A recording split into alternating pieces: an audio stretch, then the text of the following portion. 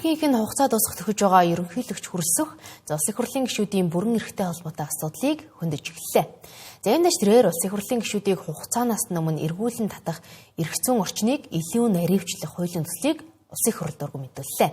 За энэ магадгүй эх 2027 оны ерөнхийлөгчийн сонгуул болон 2028 оны улсын хурлын сонгуулийг өгсөн ерөнхийлөгч хүрэлцэхийн талынхны ээлжид нүүдэл гих таамаг хаасайгүй хөвөрч байна. За хэрвээ энэ хууль батлагдвал парламент дахь Монгол Ардын намын нөлөө тэр дундаа ерөнхийлөгчийн талынхны нөлөө улам томорч магадгүй. За угаасаа чинь хуулийн төсөл нь үг сөрөгчдийг үгүй хийж хуулиар далайлгаж томоотой байлгах зорилготой гэж үзэж байгаа хүмүүс цөөнг байгаа юм. За тэгвэл ерөнхийлөгчийн хамгийн газраас дараах тайлбарыг хэллээ. За энэ хуулийн гол үзэл баримтлал бол 1992 онд үндсэн хуулинд тусгагдсан улсын хурлын гишүүний бүрэн эрхийг дуусгар болгохтой холбоотой буюу улсын хурлын гишүүнийг эргүүлэн татахтай холбоотой энэ хуулийг органик хуулийнхан хүрээнд юм тодорхой болгож өгч байгаа. Зарим зүйл залтуудаас нь та бүхэн товчхон хэлэхэд улсын хурлын нийт чуулганыхаа хуралдаанд хавар намрын чуулганы хуралдааныхаа 70-аас доошгүй хувьд гэсэн үг. Биечлэн оролцоогүй буюу нийт хуралдааныхаа 70% нь заавал суух ёстой гэсэн үг. Суухаас гадна заавал биечлэн санал өгөх ёстой. Эрцээ бүртгүүлээд гарч болохгүй гэсэн үг. Ингэжээж нөгөө ард түмний элчийн хувьд төлөөлөх үүргээ хэрэгжүүлэх ёстой гэдэг зарчмын шаардлагыг тавьж байгаа гэсэн үг.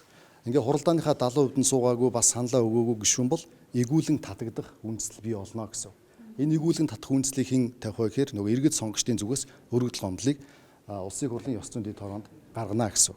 Ингээд ёс зүйн дэд хороо үнийг нээлттэйгээр хэлэлцээд олон нийтэд нээлттэйгээр хэлэлцээд улсын хурлын нэгдсэн чуулганаар бас нээлттэй хэлэлцээд эцсийн шийдвэрийг үндсэн хуулийн цэц, үндсэн хуульд зөрчсөн эсрэг, тангаргаасаа нятсан эсхийг нь үндсэн хуулийн цэц тогтооно гэсэн. Ийм 3 шат дамжилгаар парламентын засаглалаа бэхжүүлэх, энэ парламентын дархлааг сайжруулах үүднээс энэ өөрчлөлтүүдийг хийж байгаа гэсэн. Одоо байгаа хуулиар гишүүдийг эргүүлэн татах эрх зүйн орчин хангалттай бий. За гэхдээ бүдүүлэг авирлаж сонгогчтой үл хүндэтгдэг гишүүдэд хариуцлага тооцох эрх зүйн орчин нээвчлэн тусгагдаагүй. За энэ дэч өнөөдөр наран туяа наара мөнх туяа тэргүүтэй гишүүд сонгогчтой утасны цаанаас нулимх нь холгүй айш шалцгааж байна. За нэгэн парламентод сонгогдчихсон л бол яаж ч авирлаж болно гэх хандлагыг тэд нэг биш удаа гаргалаа. Бие бодё та нар минь ер нь намайг бас арай л төмөр хүн шиг явуулсан юм биш үү багш нараа.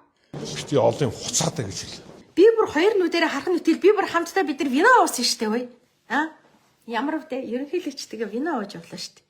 Манай ерөнхийлөгч хэлбэд орчин намайг ч бас аялал урьж исэн юм шүү. Энэ мэт гишүүдийн ёс зүйн үйлдэлөө дахин давтагдсаар байгаагаас шалтгаалan гишүүдийг эргүүлэн татах асуудал нийгэмд урьдчаар яригдах болсон. За энэ дэш нийгмийн захиалгыг хууль болгох нь гэлтэй төрийн тэргүүн улсын хурлын гишүүнийг эргүүлэн татахтай холбоотой хуулиа улсын хурлд өргөн мэдүүлчихлээ. Түүхээр гин буруутай тогтоогдсон тохиолдолд тухайн гишүүнийг эргүүлэн татах нөхцөлийг тодорхой болгож өглөө. За мөн хувьд тэнцвүүлсэн аргаар буюу жагсаалтар сонгогдсон гишүүдэд тавих хяналтыг сайжруулж их хурл судалтай улс төрийн нам эвслийн хариуцлагыг өндөржүүлсэн заалтууд тусглаа гэх хэлбэр. За.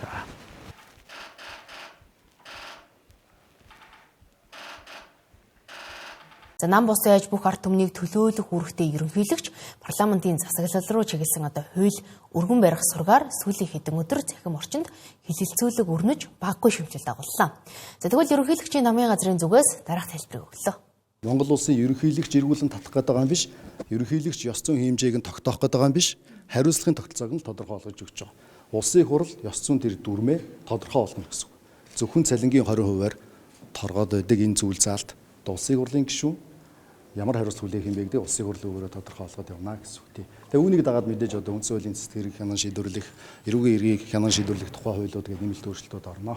Харин зарим судлаачдын зүгээс ерөнхийлөгчийн өргөн барьсан хуулийн төсөл нь үндсэн хууль болон улсын хурлын тухай хуультай харшилж магадгүй гэж үзэж байгаа. За түүнчлэн энэ хууль батлагдвал үүсэх үр дагавар нь мөн сайн зүйл дагуулахгүйг анхааруулж байгаа юм а. Ерөнхийлөгчийн санаачсан их хурлын гишүүнийг эргүүлэн татах хуулийн төслийг улсын хурал хэлэлцснээрээ дараагийн шатан дээр үндсэн хууль зөрчсөн гэдэг шийдвэр очино. Тэгэхээр ерөнхийлөгчийн санаачсан хуулийг хэрэгжүүлэе гэвэл батлыг гэвэл нөгөө талдаа үндсэн хуульд өөрчлөлт оруулахгүй бол энэ хуулийн төсөл цаашаа явахгүй. Үндсэн хууль зөрчсөн гэдэг маргаан дагуулна. Яг одоогийн байдлаар одоо байгаа Монголын үндсэн хуульд харахаар их хурлын нийт гишүүдийн 4-ний 3-аар буюу 95 гишүүний дэмжлэгийг авчиж үндсэн хуулийг өөрчлөлт оруулдаг. Ер нь судлаачдын санал болгож байгаагаар хамгийн анхааруулж хэлдэг зүйл нь намын шалтгаанаар, намын дотоод хагаралаар, улс төрийн шалтгаанаар бодлогын зөрөөтэй байдлаас болоод их хурлын гишүүнийг эргүүлэн татах нь тогтмол байнгын үйл ажиллагаа явуулж байгаа парламентын хувьд аюултай гэж үздэг. Өөрөөр хэлбэл өдөр бүр сонгуул гэдэг төлөв рүү ордог. Улсын хурлын тухай хуулийн 36-гийн 1-д улсын хурлын үйл ажиллагаа хуралдааны дэгтэй холбоотой хууль тогтоомжийн төслийг зөвхөн улсын хурлын гишүүн санаачлах ба бусад хуулийн төслийг өргөн мэдүүлэх, улсын хурлаар хэлэлцэж батлахдаа дагалдах хэлбэрээр улсын хурлын үйл ажиллагаа хуралдааны дэгтэй холбоотой хууль тогтоомжийг өөрчлөхийг хориглоно засан. Өөрөөр хэлбэл хууль тогтоох дэд байгууллага болох улсын хурлын үйл ажиллагаанд төрийн тэргүүн хүртэл гард өрөх эрхгүй гэсэн. За иймд энэ хуулийн заалт ерөнхийлөгчийг хууль зөрчигдөд хүргэж магадгүй гэж зарим хуульч улс төр судлаачид цахим орчинд бичиж байна. Харин ерөнхийлөгчийн хамгийн газрын зүгээс мөн л энэ хуулийн заалтыг ерөнхийлөгчийн зүгээс зөрчсөн зүйл байхгүй гэж тайлбарлалаа. Улсын хурлын тухай хуулийн 36-гийн 1-т болохоор улсын хурлын үйл ажиллагаа улсын хурлын дэгтэй холбоотой л гэж байгаа. Энэ хууль нь улсын хурлын үйл ажиллагаа, улсын хурлын дэгтэй холбоотой ямар нэгэн тийм өөрчлөлт хийж байгаа зүйл огтоос биш. Улсын хурлын тухай хуулинд тулсан 36-гийн 2-3 мөн үндсэн хуулинд олгосон ерөнхийлөгчийн бүрэн эрхийн хүрээнд энэ хуулийн өөрчлөлтүүд хийгдэж байгаа гэсэн үндсэн хуулийн 33-ийн 4 энэ төр байгаа. Тэгэхээр энэ бол ямар нэгэн улсын хурлын үйл ажиллагаанд нь оролцож байгаа зүйл биш. Улсын хурлын тухайн гишүүний эрх зүйн тодорхой болгож өгч байгаа гэсэн үг. Харин улсын хурал судалтай зарим намын зүгээс ерөнхийлөгчийн санаачилсан хуулийн төслийг дэмжих боломжгүй гэдгээ цахим утсаараа дамжуулан зарлаад байна. Тодорхойлбол ерөнхийлөгчийн санаачилсан хуулийн төсөл нь улс төрийн зөрчил тэмцлийг улам өдөөж, энэ нэгдэл суурилсан ардчилсан парламент төрийг сулруулах аюултай гэж үндэсний эвсэл үзэж байна. Ялангуяа ёс зүйн алдааг их тодорхой бус харьцангуй ойлголтоор гишүүдийг эргүүлэн татах гэж байгаа. Намын удирдлагууд гишүүдэд улс төрийн дарамт үзүүлэх шинэ хэрэгсэл гэж хардаж байгаа талаараа бичжээ. Харин энэ тухай хуульч мэргэжилтэд гишүүд дараах байр суурийг илэрхийллээ. Хууль болгонд ёс зүй бол шингэсэн байна. Харин ёс зүйг өөрөө их өргөн ойлголт болохоор ёс зүйн хэмжээ болгоныг хуульчлна гэж бол байхгүй. Жишээл манай бодлогын бичиг баримтууд дээр парламентын засаглал бол Монгол улсын үндэсний аюулгүй байдлын баталгаа гэж заасан байж байгаа шүү дээ. Тэгэхээр энэ бүгдийгээ бас харах хэрэгтэй. Хэрвээ парламентын олонхоор парламентын гишүүнийг эргүүлэн татдаг байвал энэ эрх баригч аль ч нам хамаагүй эрх баригч усан тохиолдолд мөнхийн сүрэг хүчнийхээ дуурдаг өөрсдийнх нь эсрэг шүүмжилдэг хүнийг эргүүлэн татна. Тэгэхээр энэ бол маш болгоомжтой хандах хэрэгтэй зүйл. Олонхон татдаг болох. Сонгогчдод эргүүлэн татна гэдэг асуудал дээр бас дахиад ярихад энэ өөрөө сонгуулийн процесс болно. 2023 оны үндсэн хуулийн өөрчлөлтөөр одоогийн 126 гишүүнтэй парламент засгийн газар хоёрын үйл ажиллагаа доктортой байх маш олон залтууд орсон. Эдгээр залтууд дээр үндэслээд харахаар хэрвээ их хурлын гишүүнийг тодорхой шалгуураар эргүүлэн татдаг болчвол байнгын ажиллагаатай шууд парламент маань өдөр болгон сонгогчдод таалагдах үз популист амлалтууд ихтэй улс төрийн зөрчил дөөнөөр нэгнийг хэн гадуурхаж болдог гэм докторгүй парламентийн төлөв рүү голсон. Тодорхой тооны гишүүд эргүүлэн татагдсан тохиолдолд тэрний нөхөх хуулийн хугацааны ийм аюул байгаагаас гадна хагас ерөнхийлөгчийн тогтолцоотой ийм засаглалын систем рүү гулсан орох магадaltaй. Харин нөгөө тал ёс бус үг хэлж бүдүүлэг авиралдаг наран туяа наара гишүүнч мөн улсын хурлын гишүүнийг эргүүлэн татахтай холбоотой хууль санаачилсан нь олонний хараанд ороод байна. Гэхдээ түүний санаачилсан хууль батлагдвал 2028 оноос хэрэгжиж эхлэхээр хуулийн төсөл тусгажээ. Үндсэндээ тэрээр өөрийнхөө бүрэн эрхийн хугацаанд лав гишүүнийг эргүүлэн татах асуудлыг парламент руу оруулж ирэхээс зайлсхийж байна.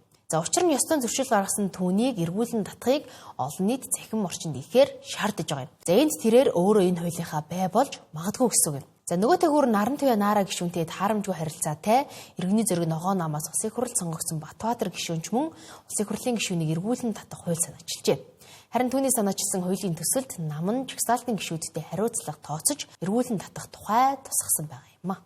Миний санаачилж байгаа хэсэг дээр ерөнхийлөгч өргөн барьсантай холбоотойгоор өөрийнхөө болон өргөн баригчаас уулийнхаа тодорхой зүйл заалтуудыг хасаад давхцлыг нь арилгаад улс төрийн асуудлаар ямар шийдвэр гаргуул улсын их хурлын гишүүнийг эргүүлэн татах юм бэ гэдэг энэ харилцааг зохицуулах харилцааг би өөрийн баланкын дээр санаачилж өргөн барьж байгаа. Тэгэхээр улс төрийн намын нэрээр сонгуульд орж улс төрийн намын нэрээр их хурлын гишүүн болсон хүмүүс өөрсдийн хувийн мөрийн хөтөлбөр гэж байхгүй учраас намынхаа мөрийн хөтөлбөрийг хэрэгжүүлэх, биелүүлэхийн төлөө ёс зүйтэй, хариуцлагатай, үр дүнтэй ажиллах ёстой. Мөрийн хөтөлбөр дээр нь их хурлын гишүүд нь ажиллахгүй байвал тэдэнд улс төрийн хариуцлага тооцох эрх нь тухайн улс төрийн намдаа бий болох ёстой. Улс их хурлын гишүүнийг эргүүлэн татахтай холбоотой энэ 3 хуулийн төслийг нэгтгэх байдлаар энэ хаврын чуулганаар хэлэлцэж магадгүй.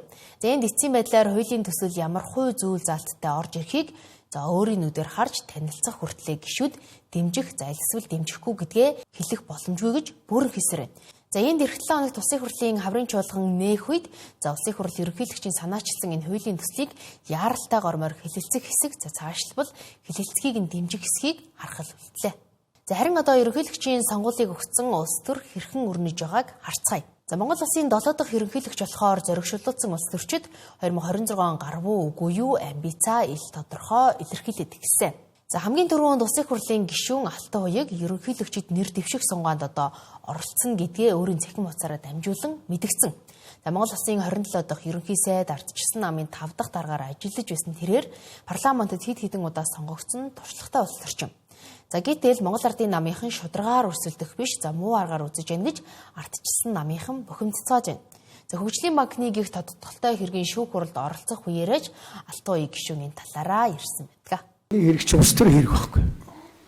Улс төрийн хэрэг гэдэг чинь ингэж л явдаг байх. Олон түмэнд нэр төрийн чинь утаанд оромжлон мөвшүүлгэж харагдуулна. Гэвч энд ямар ч хамаагүй байхад хөгжлийн банкны үүсэхгүй тогтоолоор улсын хурал надад яллагдагч болгоод улсын хурал дээр оруулж олон түмний өмнө энэ одоо том гэмт хэрэгтэн болгож харуулад ингэж явсан. Ард иргэд бол намайг энэ Алтан уягийг одоо нэг зам манга юм яриад ирсэн гэдэг чинь. Одоо үгүй. Одоо намайг нэмээд юу гэж хэлсэн гэхлээр засгийн газрын 256 дугаар тогтоол төмөрлөгийн үйлдвэрийг дэмжих тухай тогтоолоор нь яллагдагч болгосон. 3 цагаатгсан хүнийг 4-тгөө шүүдэг үйл явц ардчилсан намаас хамгийн өндөр рейтингтэй байгаа. Монгол улсын ерөнхий сайдаар ажиллаж ийсэн, юу хийж бүтээхээ харуулсан Норвей Алтан уяг гэдэг хүн дээр болов гэдэг энэ логикоос нь бид нар хөөгд байгаа. Тийм учраас бид нар энэ ардчилсан намаас ер нь ерөнхийлөгч сонгогдохгүй байх гэсэн энэ зүйл дээр эрх баригч нам нөлөөлөд байна уу гэж хардж байгаа. Тэгээ энэ үйл явц дээр хүн болгон өөрсдийн дүгнэлтээ их хэрэгтэй. Тийм учраас ийм үйл явц болоод байна шүү. Гэхдээ нөгөө талдаа Алтан уяг гишүүн давзаалдах шатны шүүх хурал болохоос хэдхэн хоногийн өмнө ерөнхийлөгчид нэр дэвшгээ зарласан. Энэ магадгүй шүүхийн шийдвэрт нөлөөлөх гэсэн оролдлого байж болзошгүй гэж хардах нэг хэсэг юм. Харин нөгөө талд ардчилсан намаас ерөнхийлөгчийн сонгуульд өрсөлдөхөө зарласан бас нэг хүн бол ардчилсан намын экс дарга Гант Өмөр юм. Тэрээр мөн шудрах сонгуульд болоосоо гэх агуулгатай зүйлийг ярьсан юм а. Манай намынхан бол хэнийг ялуулж чадхаа мэддэг байхгүй. Тийм учраас бол би өнөөдөр яг миний тухайд Гант Өмрийн тухайд ярихаас илүүтэйгээр нам доторх сунгай маань нээлттэй, чөлөөтэй, маш олон хүний оролцоотой байх хэрэгтэй. Маш өргөн талбар дээр явах хэрэгтэй. Энэ шудраг сонгуул болох нь хамгийн чухал. Харин хүн намаас ерөнхийлөгчийн сонгуульд нэр дэвшүүлэх хүнээ ард түмнээсээ асууж шийднэ гэлээ. За хүн намын хувьд өмнө нь Дангаас өрнгийн их хотыг одоо ерөнхийлөгчид нэр дэвшүүлж ийсэн нь хөрөлсөх ерөнхийлөгчийн саналаас баггүй зулгааж таамаглаагүй өрсөлдөөнийг бий болгож байсан. Бид нар ерөнхийлөгчөө захиалъя гэдэг энийг 2021 онд хийжсэн. Тэгээд тухайн үед Дангаас өрнгийн их хот гэдэг хүн хамгийн олон хүмүүсийн санал аваад тэр хүн манай нам биш шүү дээ. 2027 оны сонгуульд бид нар яг л ийм зарчмаа барина. Тэр хүн заавал манай намын гишүүн байхаа албагүй. Тэгээд монголчууд энэ хүнийг л дэвшүүлээсэй л гэж байгаа бол тэр нь бол манай хүн намын одоо нэр дэвшиж байна гэдэг ийм л байр суурьтай. Ардчилсан намаас ерөнхийлөгчөд нэр дэвших хүсэлтэй хүмүүс өөрсдөө ил зарлаж олон нийтийн хандлагыг ажиглаж байна. Харин хүн намаас ялах хүмүүсийг л нэр дэвшүүлэхийн тулд олон нийтийн саналыг сонсно гэлээ. Мөн парламентод судалтай иргэний зориг ногоон намын зүгээс экс дарга оюундаа ерөнхийлөгчөд нэр дэвших хүсэл тавьсан ч хүлээж аваагүй. Зарга буюу намын дарга Батбаатар нь өөрөө ерөнхийлөгчийн сонгуульд нэр дэвших тухайга зарим хэвлэлүүдэд цухуулгасан. Гэтэл намаасаа ерөнхийлөгчөд нэр дэвших мөрөөдөлтэй түүнийг намынх нь намаасаа хөчглөө. Бүр оронд нь улсын хурлын гишүүн Батбаатыг намынхаа даргаар сонголоо. Ингээд иргэний зориг ногоон намынхны хэрүүл тэмцэл Батбаатар наран туяа нараас тальж Батбаалд гих намын дарга болох хүсэлтэй нэгэн тоглогчоор хүрээгээд хэллээ. Онцгой хурал болсон иргэн зориг ногоон намын. Тэндээс хурлын шийдвэр гарсан. Тийм л байдалтай байгаа.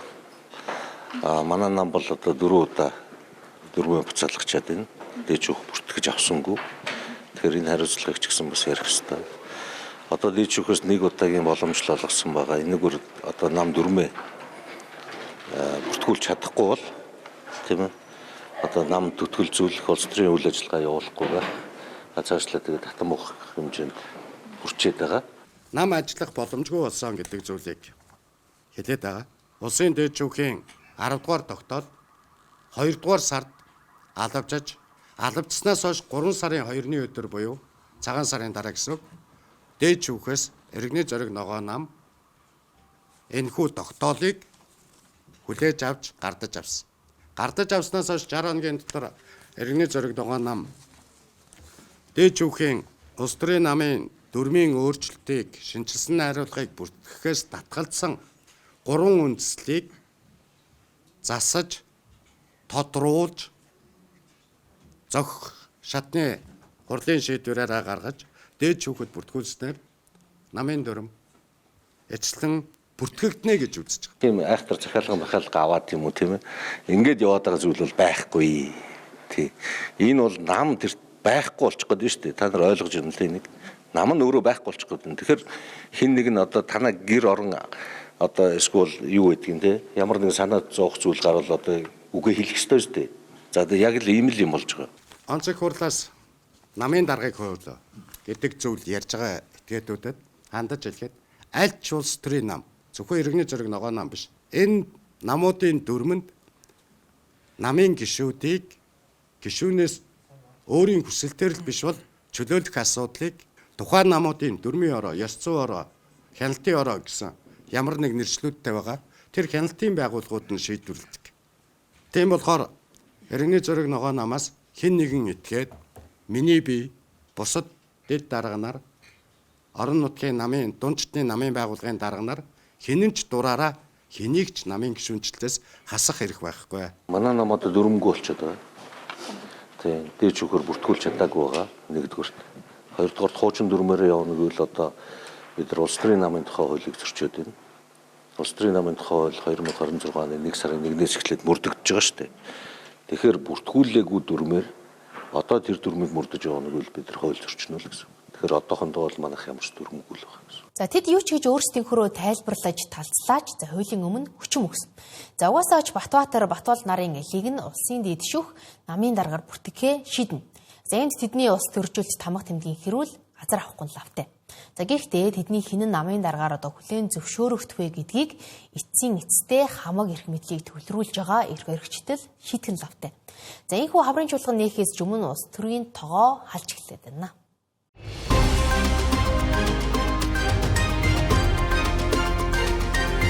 Тосгоо